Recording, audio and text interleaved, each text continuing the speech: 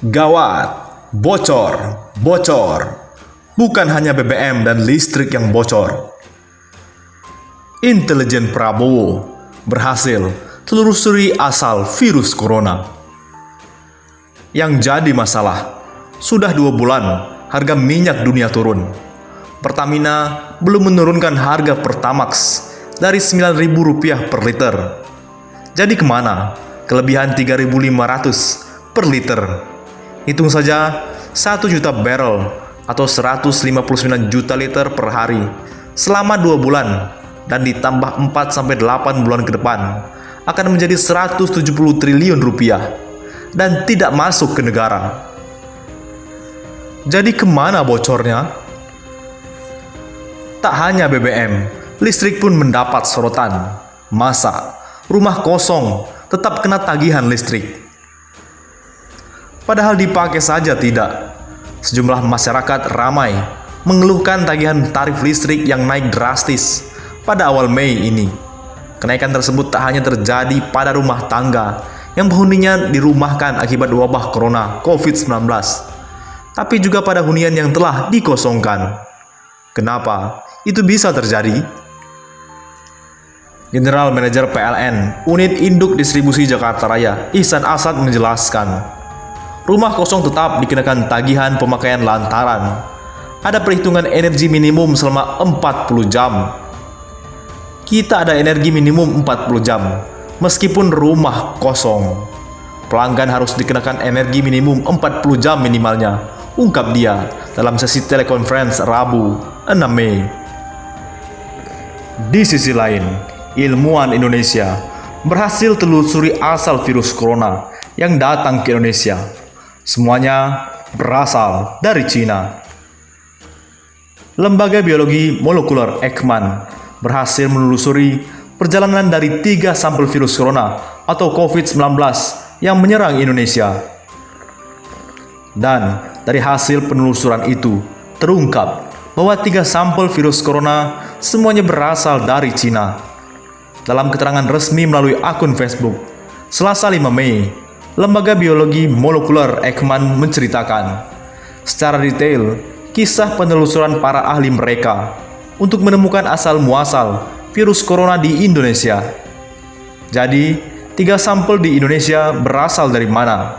Tulis Lembaga Biologi Molekuler Eijkman mengawali kisahnya. Lembaga Biologi Molekuler Eijkman telah mensubmit 3 sekuens full genome dari virus SARS-CoV-2 pada pasien Indonesia dengan ID Eijkman 2444, Eijkman 0141, dan Eijkman 0317 ke portal GISAID. Data sekarang sudah available dan bisa diakses siapa saja, asal sudah mendaftar di GISAID ya. Lantas, mudah saja untuk mengetahui 3 sampel tersebut berasal dari mana transmisinya. Jika sekuens Indonesia sudah di tangan, ada belasan ribu sekuens pembanding lainnya yang juga tersedia. Tapi, karena saya malas mendownload semuanya itu, jadi saya menfilter analisis global dari institusi atau organisasi lain untuk melihat asal-muasal sampel Indonesia.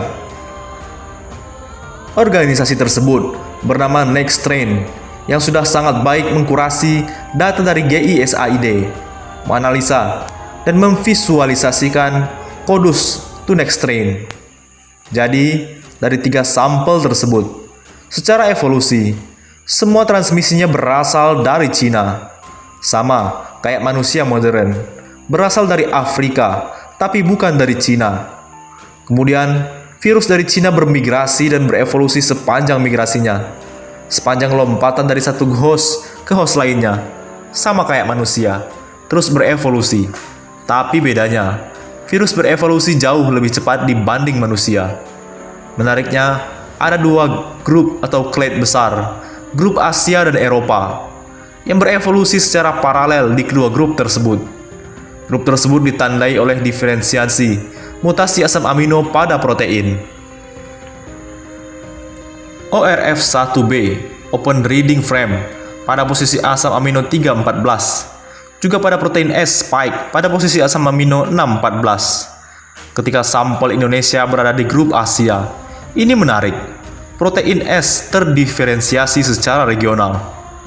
Pasti ada fungsi yang berpengaruh. Tapi, saya lihat gen AC2. Di dunia kok nggak ada yang berbeda ya? Ini untuk diteliti lebih jauh oleh virolog Indonesia. Anyway, namun sekali lagi, semua berasal dari Cina ya. Nah, dari 3 sampel virus tersebut mengalami kisah perjalanan yang berbeda. Untuk sampel Eggman 2444, virus berasal dari Jepang. Awalnya berjalan dari Cina menuju Australia dan ke Jepang. Akhirnya di Indonesia. Pada akhirnya, virus ID Eggman 244 memiliki mutasi asam amino pada protein S posisi 76 dari threonine menjadi isoleucine. Untuk sampel dengan ID Eggman 0317, virus berasal dari Uni Emirat Arab. Awalnya berjalan dari Cina menuju ke UK, kemudian ke US, kemudian ke Uni Emirat Arab, dan berakhir di Indonesia. Pada akhirnya, virus dengan ID Eggman 0317 memiliki mutasi asam amino pada protein ORF1A pada posisi 461 dari isoleucine menjadi valin. Untuk sampel terakhir, dengan ID Eggman 0141, virus berasal dari US. Awalnya berjalan dari Cina menuju ke UK, kemudian ke US, dan berakhir di Indonesia. Pada akhirnya, virus dengan ID Eggman 0141 memiliki mutasi asam amino pada protein ORF1A posisi 2103 dari serin menjadi fenilalanin. Begitulah kisahnya. Menariknya, ketika virus di Indonesia tersebut tidak atau belum menjadi source bagi mutasi virus lain di negara lain. Setelahnya, hanya terjadi pada transmisi lokal. Akan dilihat pada sekuens baru dari sampel Indonesia. Selain itu, semua mutasi kunci virus di Indonesia ini bersifat non-sinomius. Perlu dipelajari bagaimana mutasi ini berakibat pada struktur protein virus tersebut dan fungsinya. Apakah mengubah fungsi atau tidak? Ini serem sih. Mutasi fungsi, jika lajunya cepat, bisa susah ditangani. Tapi, para virolog di Lembaga Biologi Molekuler Eggman bisa menganalisisnya. Kisah perjalanan virus corona dari Cina menuju Indonesia ini disebutkan dirangkum oleh Pradipta Jati Kusuma, salah satu peneliti postdoktoral LBM Eggman di bidang evolusi dan genetik populasi, yang telah dengan baik merangkum cerita perjalanan virus SARS-CoV-2 dari analisis yang dilakukan di NextStrain. Penjelasan yang diberikan menunjukkan salah satu manfaat kita telah melakukan perurutan genom dari 3 isolat tersebut. Kita balik ke rumah kosong.